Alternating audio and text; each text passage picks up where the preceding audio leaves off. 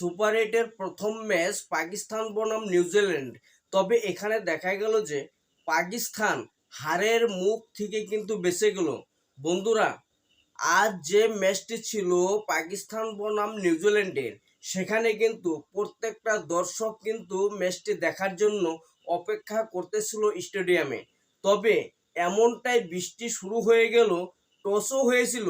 টসে কিন্তু পাকিস্তান টস জিতে দেখা গেল যে ব্যাটিং করার সিদ্ধান্ত নিয়েছিল এবং নিউজিল্যান্ডকে বোলিং করার সিদ্ধান্ত দিয়েছিল।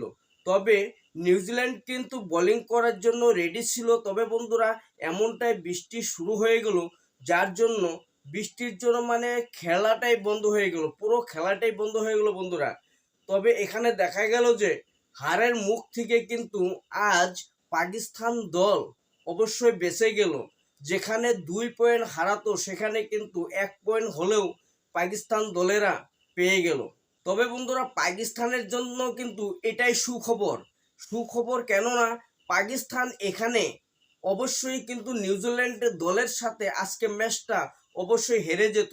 আর সেখানে হেরে গিয়ে যেখানে পয়েন্ট পেত 0, 0 পয়েন্ট পেত, আর সেই 0 পয়েন্টের জায়গায় আজ কিন্তু পাকিস্তান 1 পয়েন্ট নিয়ে অতি আনন্দে কিন্তু বসে আছে। তবে বন্ধুরা, আশা করি পরবর্তী আরও 2টি ম্যাচ আছে পাকিস্তানের। তবে এই 2টি ম্যাচের ভিতরে কিন্তু 2টি ম্যাচেই কিন্তু পাকিস্তান দল অবশ্যই জিততে হবে। তবে এই 2টি ম্যাচের মধ্যে যদি একটি ম্যাচও যদি হেরে যায়, তাহলে কিন্তু পয়েন্ট নিয়ে টানাটানি লেগে যাবে পাকিস্তানের।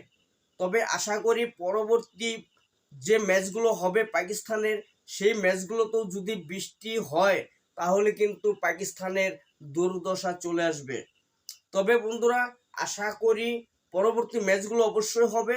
তবে দর্শকদের জন্য দুর্ভাগ্যের কথা, কেননা ম্যাচটি দেখার জন্য প্রত্যেকটা দর্শক সেখানে টিকিট কেটে অবশ্যই স্টেডিয়ামে বসেছিল, আর সেই ম্যাচটা কিন্তু আজ দেখতে পেল না ক্রিকেট প্রেমী দর্শকরা।